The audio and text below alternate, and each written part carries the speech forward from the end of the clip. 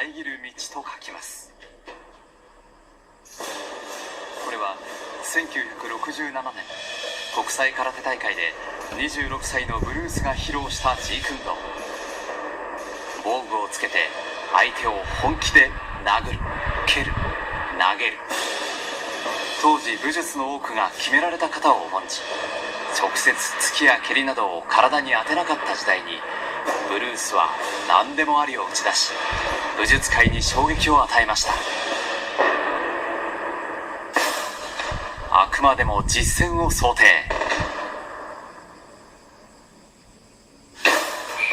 相手が全く防御できないスピード。自分より大きな男をわずかな動きだけで吹っ飛ばす。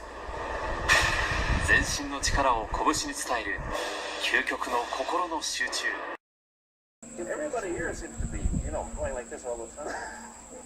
Well, that's good. I'm very glad. I'm very glad to see that because at least somebody is caring for their own body, right? Yeah. I mean, that's a good sign. Well, it's a kind of a slow form of exercise, which is called Tai Chi Chuan. I'm speaking Mandarin just now. Yeah. Cantonese Tai Chi Chuan, okay? And it's more of an exercise for the elderly, not so much for the Give me a young. demonstration. Show me. Can you do a little bit of it? I mean, hand-wise, it's very slow. Oh, is it? And you push it out, but all the time you are keeping the continuity going. Bending, stretching, everything. Suppose, you just keep it moving. It's like a belly dancer there. Right? I mean, to them, you see, the idea is running water never grows stale. So you got to just keep on moving. Of all your students, famous, James Garner, Steve McKean, Lee Marvin, James Woodward, Roman Polanski, which was the best? Who adapted best to this oriental form of exercise and defense? Well, depending, okay?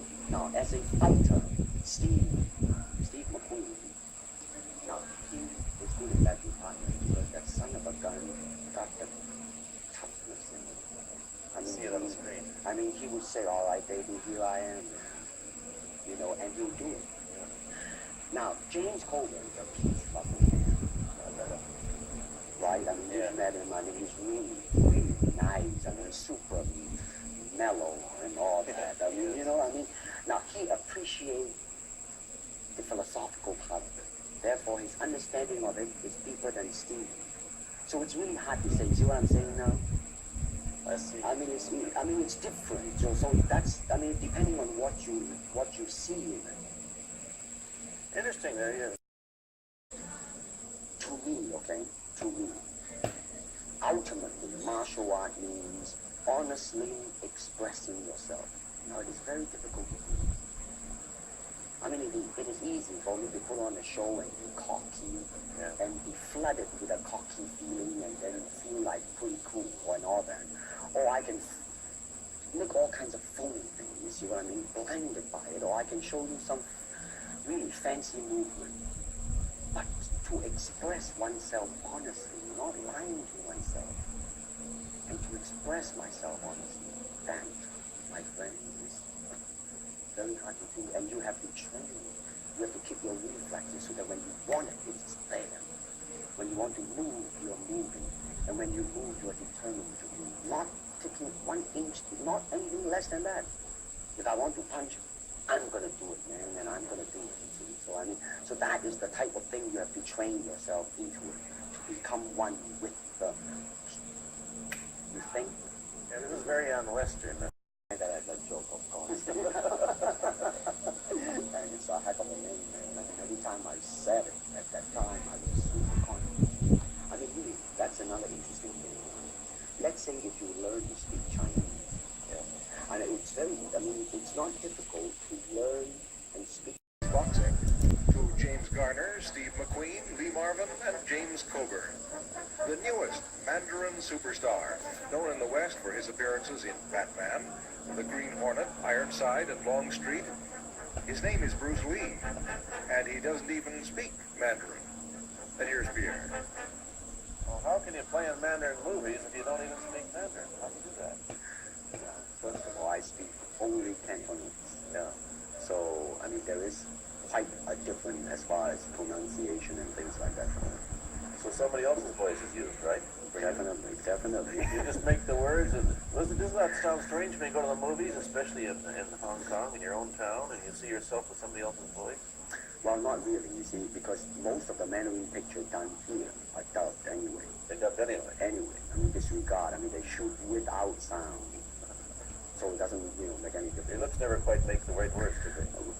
Yeah, well, that's where the difficulty lies, you see. I mean, in order to, because the Cantonese have a different way of saying things, different from the Mandarin. Yeah. So I have to find like something similar to that and keep a kind of a feeling going behind it. Something that matching the Mandarin view.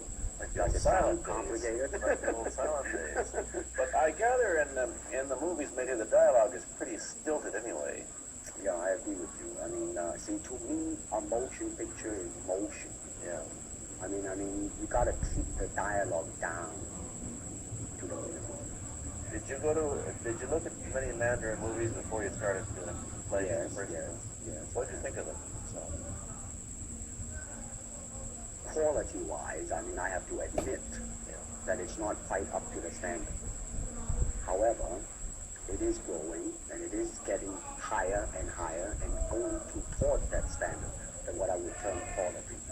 They say the secret of your success in that movie, The Big Boss, was such a success. You rocketed, you started in Asia, was that you did your own fighting.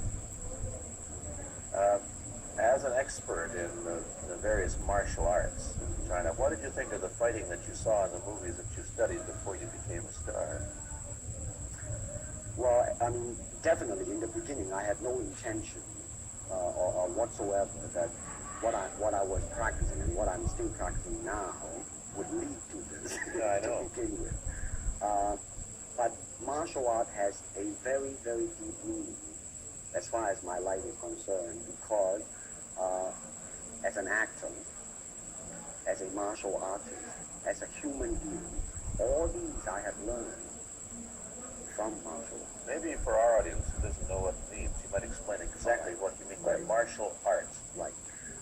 Martial art include all the combative arts like karate or karate, judo, Chinese kung fu or Chinese boxing, whatever you call it. All those. You see, like aikido, Korean, I can go on and on. But it's a combative form of fighting. I mean, it's not, some of them became sport, but some of them are still not. I mean, they use, for instance, kicking to the groin, jacking fingers at the eyes, and things like that. No wonder you're successful in that. Chinese movies are full of this kind of action anyway. They needed a guy like you could. Violence, man. So you didn't have to use a double when you moved into the motion picture world here. You did it all yourself.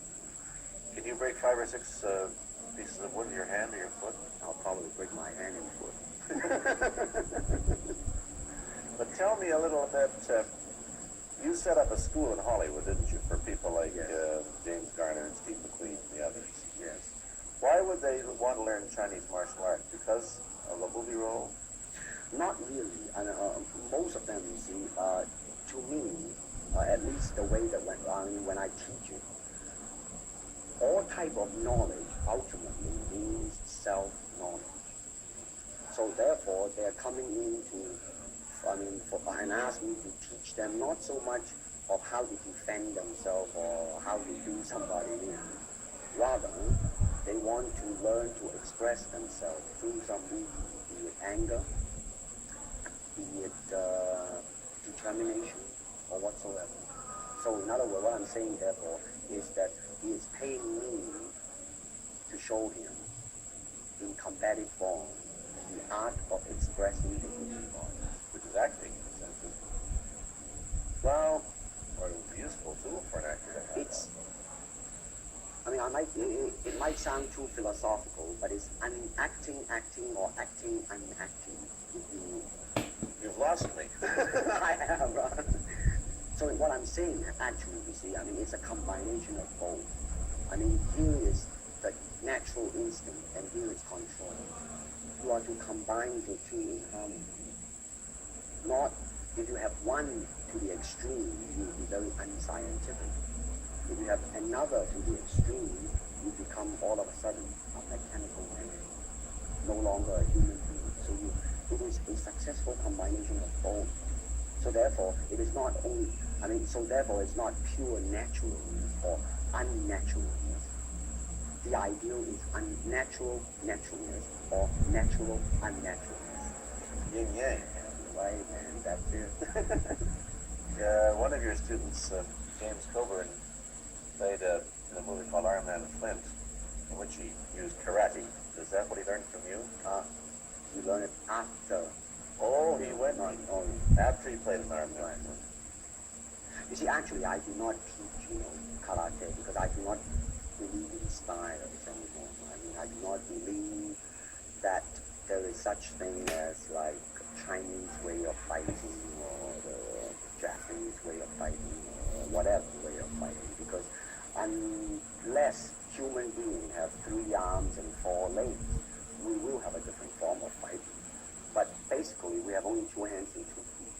So styles tends to not only separate men, because they have their own doctrines, and then the doctrine became the gospel truth, that you cannot change,